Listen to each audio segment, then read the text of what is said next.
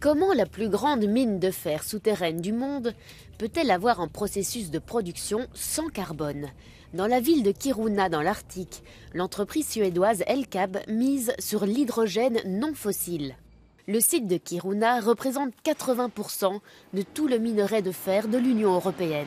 Extrait ici à 1600 mètres, ce minerai est le principal composant de l'acier et peut être déterminant dans la révolution industrielle verte vers une production d'acier plus propre. Lorsque nous livrons des boulettes de minerai de fer, elles sont composées de fer et d'oxygène. Pour éliminer l'oxygène, nos clients utilisent aujourd'hui du charbon et du carbone, ce qui forme du dioxyde de carbone. Dans ce nouveau procédé, nous utiliserons de l'hydrogène qui, lorsqu'il élimine l'oxygène, ne produit que de la vapeur d'eau. C'est donc une production sans CO2. Le Fonds européen d'innovation a contribué à hauteur de 143 millions d'euros à ce projet. L'entreprise estime que l'Union européenne pourrait investir davantage pour devancer ses concurrents tels que la Chine et les États-Unis. Le plus grand gisement de terres rares d'Europe vient d'être découvert à Kiruna. Il faudra beaucoup d'argent et de technologie pour explorer les substances utilisées dans la fabrication des véhicules électriques et des éoliennes.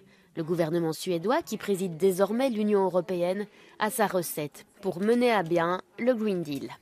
Il est évident que nous ne sommes pas intéressés par une guerre commerciale avec les États-Unis. Nous ne sommes pas intéressés par le fait que les États membres se lancent dans une course pour obtenir encore plus de subventions publiques pour chaque pays. Cependant, nous devons trouver un moyen pour que l'Union européenne ait une réponse forte et puissante à cela, en s'assurant que nos entreprises et industries bénéficient des meilleures conditions pour atteindre ces objectifs élevés. Je pense que c'est possible, mais il s'agira de discussions très importantes avec la Commission et le Conseil au cours des 6 prochains mois.